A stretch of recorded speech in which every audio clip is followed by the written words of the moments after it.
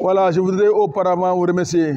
Comme nous l'avons tout à l'heure dit aux élus locaux, il était important, au titre de la gestion 2023, d'organiser une session portant report, en tout cas des crédits prévus l'année dernière et qui n'ont pas fait l'objet d'exécution. Autrement dit, l'année dernière, nous avons prévu des micro-projets, des projets pour le bénéfice des populations de Kolla. Il y en a des projets qui sont achevés, il y en a d'autres qui ne sont pas, qu'on n'a même pas entamés, et il y en a qui sont entamés. Globalement, nous retenons simplement que nous devons de l'argent à des entrepreneurs.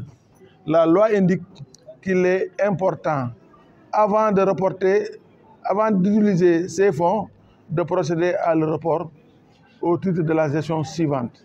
Donc nous sommes partis d'une session de 2022, nous sommes en 2023. Il est important que ces crédits restants ou qui ne sont pas exécutés soient reportés en 2023.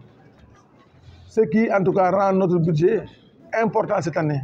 Parce que nous sommes à 1,5 milliard. Jamais dans l'histoire politique de Kolla, la commune a eu la possibilité de recouvrer ces montants. Donc cette année, la commune de Kolla a un budget de 1 milliard et plus de 500 millions de nos francs CFA qui ont permis de financer l'essentiel des parties prévues, l'essentiel en tout cas des projets prévus dans le plan annuel d'investissement. Nous avons adopté ici en conseil municipal un plan annuel d'investissement. Et ce plan annuel a prévu l'essentiel des actions devant être mises en œuvre pour assurer aux populations un bien-être. Sur le plan de la santé, sur le plan de l'éducation, sur le plan du sport, sur le plan de la culture, sur le plan de l'environnement et la gestion des ressources naturelles, sur le plan de la jeunesse, sur le plan de l'action sociale. Nous avons prévu énormément d'actions à mettre en œuvre. Donc, ça c'est simplement que ce report nous permettrait de financer ces projets prévus dans le plan annuel. Parce que ce qu'il faudrait comprendre à la mairie, on peut prévoir une action et que la mairie n'ait pas des ressources pour l'exécuter. C'est un parce que la mairie, même si nous avons des fonds propres, mais nous faisons du recouvrement au quotidien. Nous allons au marché, nous faisons le tour des maisons, nous récoltons l'argent qui devrait financer les investissements dans le marché, dans les maisons, un peu partout dans la commune de Kolla. Donc globalement, sachez que nous avons prévu l'ensemble des actions devant favoriser un bien-être des populations et devant nous permettre d'être une commune moderne. Sur le plan de la santé, par exemple, nous allons construire des logements de sages-femmes et des maternités. Sur le plan de l'éducation, nous allons poursuivre notre élan dans le sens de la construction de nouvelles classes et la réhabilitation des classes déjà existantes. Parce que pour beaucoup d'écoles, les classes sont délabrées. Il faudrait les réhabiliter, changer les toitures, reprendre les murs de clôture, les toilettes publiques, il faut les refaire. Il faudrait aussi, sur le plan du sport, construire un stade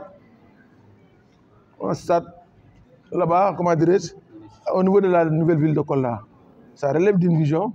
Sur le plan du sport aussi, il faudrait reprendre les plateaux multifonctionnels. Nous avons 5 plateaux multifonctionnels dans la commune de Kolla. Nous pensons qu'il est important de réhabiliter certains plateaux pour permettre aux basketteurs, aux handballeurs, aux joueurs de volley, en tout cas de continuer à s'exercer à ce niveau ou à s'entraîner à ce niveau. Mais aussi, il faudrait transformer d'autres plateaux en salles d'arts martiaux, en salles de spectacle ou en salles de congrès. Parce que Kolla est une ville moderne. On ne doit plus courir après les hôtels, excusez-moi de l'expression, ou les autres structures pour accueillir nos manifestations. Et ce qui s'est passé récemment à Domossou doit réveiller à nous le sentiment, en tout cas, d'anticipation. Il faudrait rapidement que ces questions soient prises en charge par la commune de Kolla. Il faudrait que les cimetières, le grand cimetière de Domossou, les grands cimetières de Domossou soient éclairés. Les cimetières de Bantangel Sari Moussa soient éclairés.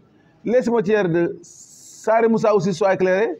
Les cimetières de Sikilo soient éclairés. Et celles de Sikilo, Ilel aussi soient éclairées. Même Sari Moukimo. Il faudrait que toutes ces cimetières, soient éclairées. Nous n'avons plus le droit d'avoir des cimetières à l'état sauvage.